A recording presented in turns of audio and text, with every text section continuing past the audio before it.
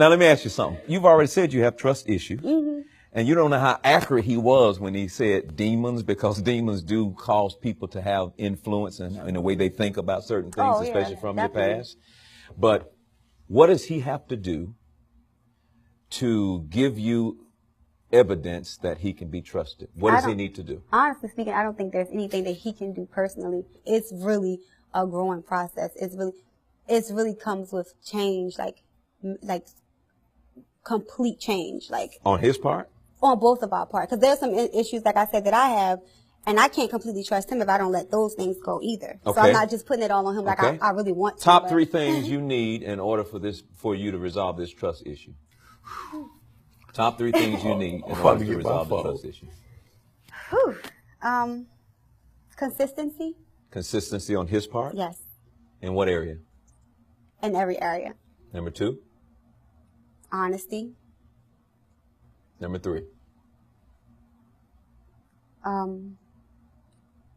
Being present more, like together more. So what you're saying is, I need these things in order for me to deal with it. It's not debatable. You're saying to your husband, this is what I need from you in order for it to work. Yeah. All right. So I'm going to ask him the same thing, because it takes 2 to dance, and you just expressed your needs and he heard it. So I'm going to ask you to express the 3 things you need from her in order for this trust issue to be resolved. You know we're going to argue after this. I promise you where I'm going with this. I think I'm going to help you. 3 things you need in order to resolve this trust issue. I don't think it's 3 things. It's 1, understanding. So you just said you don't need one? Understanding. Like, I was raised by a woman, so I know. A woman never let nothing go. They always let it go for the moment, but be careful, there's a lot of women in this audience. Yeah, all these women, see, you bold. All these women right up here talking about, I don't know what you talking about. I can let something go, you know. No. They can say whatever they want to say. I'm telling you, I was raised by one. I know what's going on. Like, a woman can let something go, but it always alter their attitude, their ways, their beliefs, their thinking. And no matter what you say or what you do, you always in the back of their mind, that person. Even if you have like one little spice or symptom of it, like, I knew he was doing it the whole time. Yeah, because it puts you back in that mind frame. Like, if you show a symptom of, if we've been here, and I know that you've used to doing this, soon as you show a symptom, of course, it's going to put me all the way back into, okay, I remember when he did this. Yeah, because and he made me feel this way. You need a new history. Once you do something, then you're going to have to build a new history block by block. Yeah. Because no matter what you do, you're right. It's still in their mind. It's the hurt, the disappointment is still in their mind. So what your husband's asking for, he's like, I want understanding. All right. So that's what he said he needed. All right. Now I'm going to say something now, because you said what you needed. 3, he says, I don't need but one thing, some understanding. Now, before we decipher that and debate it and all that other kind of stuff, I want to say something. I don't want you to ever forget this as long as you live, because this is how it works. How he treats you is none of your business. Your business is how you treat him. How she treats you is none of your business. Your business is how you treat her. Now watch what happens now when you put this together.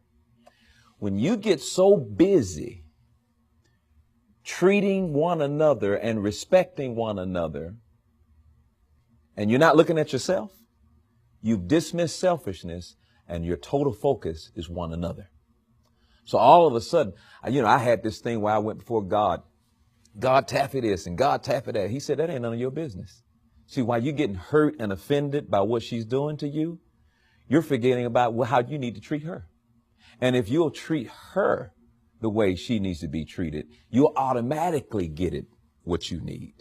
And so what happens is we spend so much time concerned about how we're being treated, we forget to treat one another with the respect that we need to have. Does that make sense to you? It makes sense. And so what happens is, now, easier said than done, but I tell you, if you do it, you will discover a whole new level of intimacy in your marriage that you didn't even know was there, because it builds character in you. And all of a sudden, see, self-centeredness is that's the reason for bitterness. Even thinking about what people say about you. You have to be self-centered in order for it to affect you. But if you pull yourself out of the center, it doesn't mess with you. When you're thinking about well, you know, I don't appreciate what they said about me. I'm hurt. That's because you're in the center. Take yourself out the center. Focus on that other person, and what they do won't affect you the way it's affecting you when you're in the center.